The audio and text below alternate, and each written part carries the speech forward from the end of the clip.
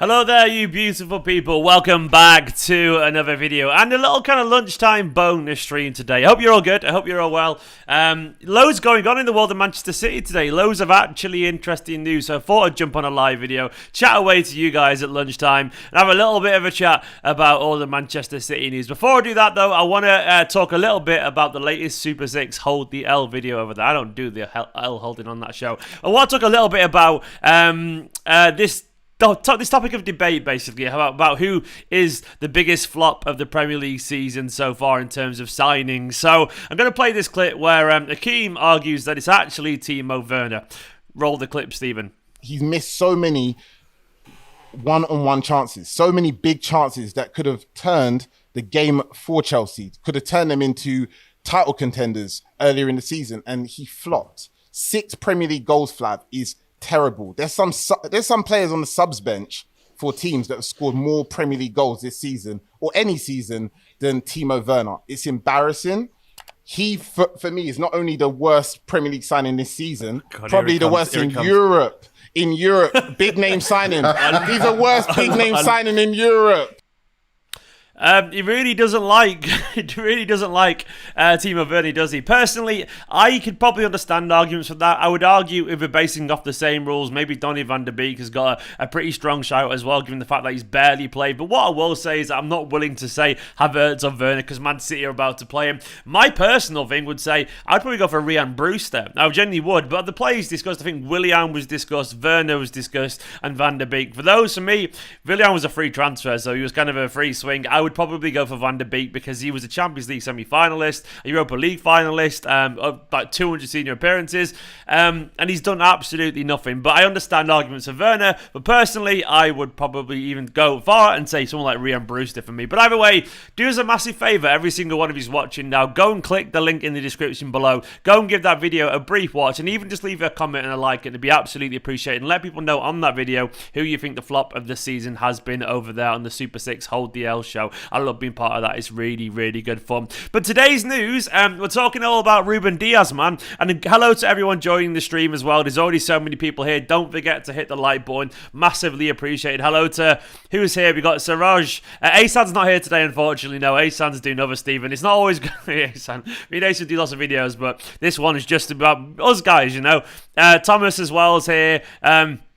We've got Ryan here and everyone else basically. Bradley, Matthew, Source, Ranil, Cirillo, Stu and all that kind of stuff. And we're here to talk about Ruben Dias, the absolute monster that Ruben Dias. And of course, have a little bit of a talk about Harry Kane as well. Now, what I will say is, get the fuck in, man. I'm absolutely delighted for Ruben Dias. And it is 100% deserved. I'm delighted for him. And do you know why I'm delighted for him as well? He's done it in his own way. He's done it by just being Ruben Dias. And what I mean by that, he's not come in and been this incredible, silky, ball-playing defender, though he can pass, don't get me wrong, but he's come in and just been Ruben Dias, been this absolute behemoth, an absolute monster, physical, demanding. He's been an absolute leader, right? And he's changed the dynamic of the dressing room absolutely loads. And I'm delighted for Ruben Dias because he won't always get the credit for that, coming in and just not adapting to Manchester City, making Manchester City adapt to him. And I really genuinely believe he's done that. When you look at the way Walker and Zinchenko and Stones and everyone plays alongside him,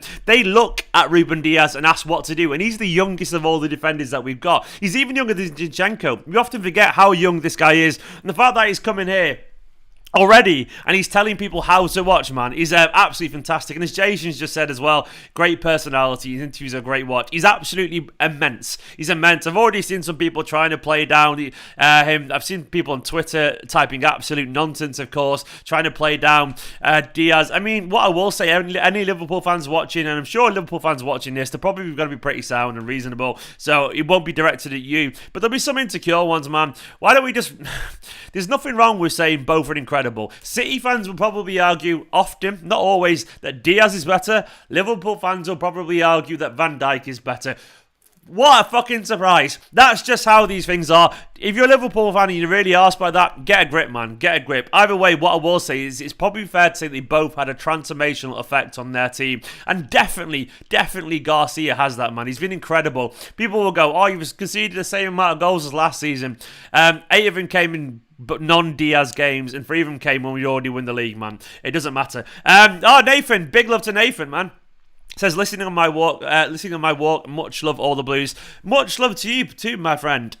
Big love for tuning in on your walk as well. I've never listened to me on a walk before. I can't imagine if it's fun or painful or whatever. But either way, what I will say is they're both quality players. Van Dijk, Dias, two of the best defenders in world football. Right now, maybe it's because that Van Dijk's injured, I don't know. But what I do know right now is Van Dijk, Dias is the best defender in the Premier League by default.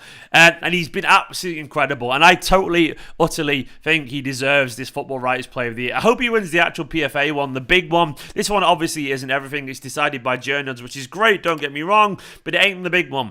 I want him to win the actual big one personally. I mean, there's also always a chance that... Did I say Garcia? Did I actually just say Garcia Player of the Year? Jesus Christ. Oh, I'd say what have I been smoking, but I've been doing nothing. I'm going to put that down to my vaccine. I had my COVID jab earlier, and I guess it's rewired my brain to say Garcia instead of Diaz, man. That's what's going on. Pfizer are actually working in unison with Garcia. They got me. They've rewired it. I'm part of the propaganda hype machine now for Garcia. Maybe Joan Laporte's got me now saying that as well. Either way, I clearly meant Diaz there, not Garcia. But yeah, basically Diaz, he's 24, as Bradley just pointed out, 23 when he joined. It's quite scary. He's a fantastic player, and I'm genuinely very, very happy for him, man. What a player, genuinely what a player. And all I know is I don't care. Liverpool are welcome to Van Dijk, and we've got Diaz. And right now, that's what we needed. We needed Diaz more than Liverpool needed. I would say about Liverpool needed someone like Van Dijk, and we needed someone like Diaz. That's what I will say. We needed someone who was going to come in, bang some heads together, and be an old school defender. Honestly believed we needed someone who was just good at heading the ball away, being physical, blocking shots, and that's what we've got, man. That's what we've got. Liam, mate, I'm good. Thank you so much for the super chat as well. Big love to Liam. Brilliant content, Stephen. Hope you're well. Very kind of you, Liam, man. I'm good. Yeah, I'm genuinely good. But that's what we've got. We've got a big physical leader, and I'm very happy. He reminds me a lot of John Terry. He does have John Terry vibes in terms of he's just an excellent defender, man. Excellent defender. And hopefully, we look back in 10 years and think, oh, this guy's got a legacy. Not too far off that. Father Diaz is exactly what the doctor ordered, says Fox Williams, and that sums up entirely. I also want to talk a little bit after, once again, I praised Reuben Dias for being absolutely incredible, and he is. I want to talk a little bit about Harry Kane. Now, I'm going to get the quotes up. Let me find them here. But they are very, very interesting. Now, the context of these quotes is that Harry Kane did an interview walking around a golf course for some reason with Gary Neville. Don't know what they're doing there, man, but whatever. They're walking around a golf course, and they're talking about, their aims and all this kind of stuff. And the interesting line for me is Harry Kane was talking a lot about how he wanted to be the best, how he wants to put himself alongside the likes of Messi and Kane and all that.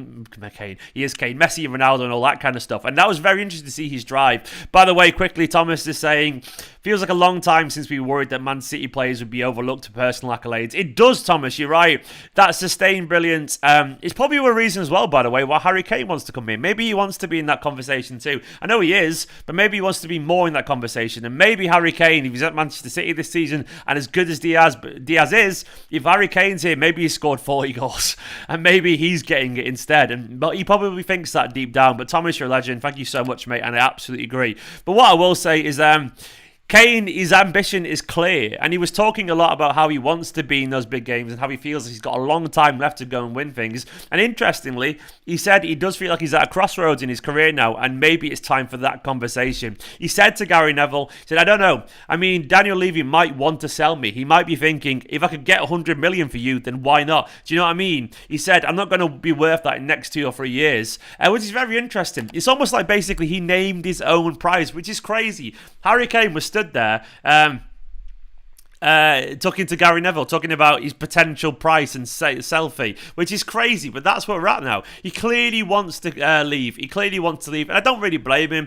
He's been absolutely brilliant for Spurs, but they're staring down the barrel, basically, of a rebuild. And as Harry Kane said, and this is the exact quote, he said, I want to be playing in the biggest games, the biggest moments this season, and they're watching the Champions League, watching the English teams, and they're doing amazing. They're the games I want to be involved in. I want to be in those games. And he's saying that now, knowing that if he doesn't leave, he might not get a chance to be involved in that. He might not. He said, for sure, it's a moment in my career where I have to kind of reflect and see where I'm at and have a good, honest conversation with the chairman. He said, I'm not afraid to say I want to be the best. I'm not afraid to say I want to try and get on the level that Ronaldo and Messi got to. That's my ultimate goal. That's my aim, to be winning trophies season in, season out, scoring 50, 60, 70 goals a season, season out. Fair play to him, man. Fair play to him. He's ambitious, and I do admire that, man. I do admire it. And why not?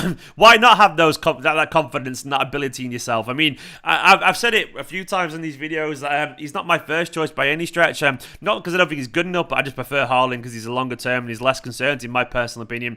But I don't also think it's unrealistic that if Harry Kane comes to City, that he can score 50 goals. I really think that's possible. He's a one goal a game kind of player if he gets the right support and the right opportunities, and maybe he could. Trey, big love to Trey, saying Ruben Dias, how deserved, much deserved, getting there. Indeed, Trey, indeed. Absolutely quality, man. I'm buzzing for Ruben. Big father Ruben. Big love to Trey as well. But yeah, why not? Why not believe in that, man? Why not have that confidence? Omalemos Somali, sorry if I butchered your name there, mate, said that interview convinced me that he's a mentality monster, which is something that would benefit us. And damn right. The fact that he was already trying to set his price as well to Daniel Levy says it all to me. It won't be easy, man. It won't be easy. It'll be really difficult, I guess, to try and convince Spurs to sell him. And as I was saying a minute ago, even though I'm not convinced he's the exact one, I've got no doubt whatsoever that he'd be brilliant if he did came to Manchester City. He's jealous. He watches Sterling, Stones, Walker, Foden, his England colleagues picking up these trophies, being successful, writing their name down in the history books, and he wants that, man. Like, yes, it's great scoring loads of goals and earning loads of money for Spurs, occasionally at the highest levels in the Champions League and all that kind of stuff, but there's no guarantee. And players, they get all that money, but they want a legacy. And Kane's got a bit of one, but he won't have the biggest one, and he knows that. And when he's 60, 70, sat there with his grandkids one day, he wants to go, look at these trophies that I've got. Look at all this stuff. You want to do that, man. You want to do that. It's human nature to want to show feel proud of what you've accomplished in the game, because they get a short career and they're already millionaires by their early 20s anyway. So they don't care about money anymore. They want to win trophies, and he knows that, because that's what gets him out of bed every single day. That's what motivates him to become a footballer. So basically, it's really interesting to see Kane really wants this, man. He really wants it. Butters started saying Jesus and Ake for Kane plus 60 million. I can't really see that happening, but that would be an incredible deal for Spurs, by the way. Ake would be great for them, as would Jesus. Max, I would pay Ollie personally about 120, maybe something like that. That's where I'd go. But if City paid 130, 140, I'm not going to complain. It's not my money, so I'm not overly bothered. But for me, 120, maybe something like that, because I guess the point is, I know we could get probably Haaland for 150, so I'd rather, if we're getting close to that, I would rather just have Haaland. But stop spamming, by the way, Ollie. What I will say, mate, it's a bit annoying for everyone else. Yeah, Nathan, it's good, man. It's great to have a chat about the champions, man, around lunchtime. It's good to see you all. Don't forget, by the way, please do hit the subscribe button. Please do hit the like button if you are new to this channel. Hit the like button. Let's get those likes up to 200. But what I will say once again is how fucking good is life. Ruben Dias is there winning big accolades and all that kind of stuff. And Harry Kane is clearly talking publicly about how he wants to maybe come to Manchester City. It's great. It's absolutely great. And we've got a Champions League final on the horizon. It's just wonderful. Absolutely wonderful. CE1 says, Stephen, are you surprised at the fact that people don't want Harry Kane? No, to be honest, I'm not surprised. There's always people who don't want people. And to be honest, mate, I'm not surprised as well, because personally I do have some reservations. Now, my reaction is, if we get him, great. If we don't get him, okay. I know that sounds quite dismissive, but I've got my reasons for it. And it's not always logical or rational. As I was chatting to Asan the other day, my reasons, football fans are irrational, you know. If it was purely methodical, you know, purely based on stats and numbers and all that kind of stuff, of course I'd want Kane at Manchester City. But football, you know, it's an emotional game, and there's always caveats, and people aren't as simple as numbers on a spreadsheet and all that kind of stuff. So there's always the element that, you know, there's no guarantee that Kane would be a success here. And I guess my concerns is more that I wonder and worry that he could have a Sergio Aguero level of injury, you know, like he could get injured, because everyone will go, oh, but Aguero started younger. I don't think it's an age thing. I think it's entirely that some players are injury prone and some players aren't. And I think Kane's a bit injury prone, and I worry, 3 years from now that we might be sat on the bench an awful lot and we're watching Haaland pick up Ballon d'Ors at a rival and thinking, I wish we'd got him instead, despite Kane scoring 70 goals over 2 seasons or something like that. Because that would be great, but I still think, I worry that we'll be thinking that. That's not to say Kane isn't brilliant, but I do worry that. And I guess for me as well, is like, I do worry about the injuries. I also don't like him really. I think he's a bit snidey. My personal thing, you can disagree if you want to, but I think he cheats a little bit on the pitch, and I just don't like him. I think that thing he does where he chops people in midair and he sends them falling on the head, he's just dangerous and selfish, and I don't really like it. Once again, I understand if people don't care about that. I also understand if people aren't concerned about the injuries, but I think the injuries aren't something we can ignore, and I also don't think we can ignore the idea of losing a potential multiple Ballon d'Or winner in someone like Haaland. So that's my personal take. I'm not saying we're wrong, I'm not saying Kane won't be a success, but that's where I'm at. And I guess also a minor factor, Harry Kane is the Spurs guy to me. I kind of like the idea of someone making a legacy at Manchester City. You know what I mean? I'm not saying Kane, we wouldn't grow to love him. But what I will say is, like, I like the idea of someone at the start of their career. Because Haaland is brilliant, but he's not made his name or his legacy yet. And I like the idea of him being the guy that he grows in Manchester City. That's just a personal thing. I like making stars to an extent. And even though he's already a star, I'm getting that. Making a name for himself and becoming ours. Kane will always be the Spurs guy in my personal opinion. He's always going to be one of theirs. I'm not going to complain. And once again, as someone said, looking back, you're going to see, if you see him holding loads of trophies, he becomes the Man City guy. I get that. But for me, it's just a very personal thing. But having said that, Kane is fantastic. I'm totally aware. So all those negatives I've mentioned there, but then the positives is that Kane's absolutely incredible. So Kane will score loads of goals. And he'll score loads of goals, and he'll probably win us loads of trophies. So he totally balances out. So on balance, man, he's absolutely immense, man. He's absolutely immense. And if he comes to Manchester City, I've got no doubt whatsoever, if he stays fit and fingers crossed, that he'd be an incredible signing for City and score a load of goals, man. Load of goals. Maybe we could manage him. I guess also, one positive I would say about Harry Kane that you don't get with Haaland is that we actually have the lap, And if you want, let's be honest, we're not going to play the lap next season. We're not going to start the lap next season and trust him. We can all act like, we're playing Football Manager or FIFA or whatever. But Guardiola isn't going to just put all his trust in a raw young player, unfortunately,